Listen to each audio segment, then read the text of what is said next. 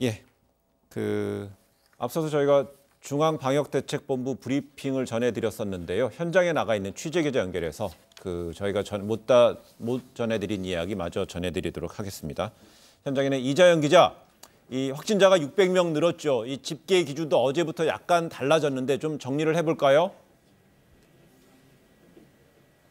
네, 오늘 오전에 발표된 확진자는 모두 4,812명입니다. 지난 자정, 그러니까 3일 0시를 기준으로 한 집계입니다.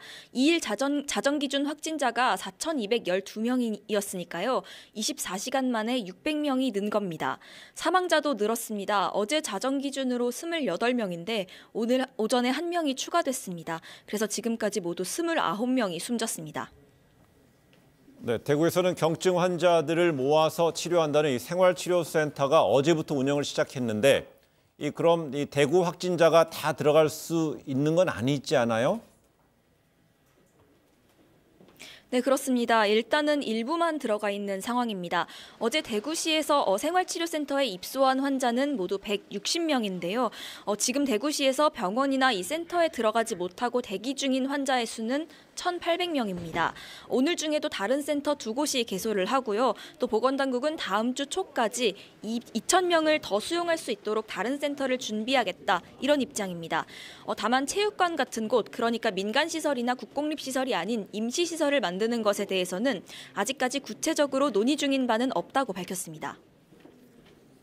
네, 대구 지역에서는 코로나19 검사가 계속 진행 중인 거죠. 이 확진자가 계속 늘고 있는데 기준이라든가 좀 바뀌는 게 있습니까? 네, 그렇습니다. 대구 지역에서는 증상이 있는 신도에 대해서는 검사가 끝난 상태고요. 무증상 신도들에 대한 검사가 진행 중입니다. 그런데 이렇게 신도들 중에서 확진자를 가려내는 것에 집중을 하다 보니까 오히려 실제로 검사했던 일반 시민들 가운데서는 기회를 놓치는 문제가 있다, 이런 지적도 나왔습니다. 방역당국은 이제 신천지 신도보다는요, 일반 대구 시민들에 대해서도 검사를 더 확대할 방침입니다. 신도인지 여부를 떠나서 위험할 가능성이 높은 사람들부터 우선 검사하고 치료하는 쪽으로 좀 집중하겠다는 겁니다.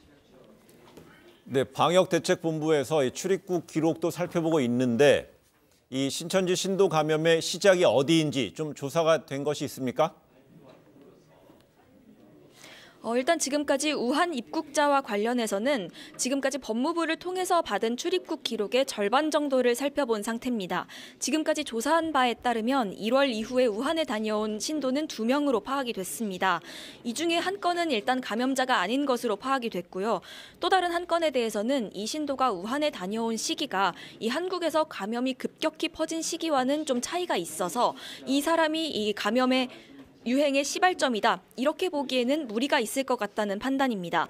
방역당국은 나머지 출입국 기록도 살펴보면서 감염 경로를 찾는 조사를 좀 계속할 계획입니다.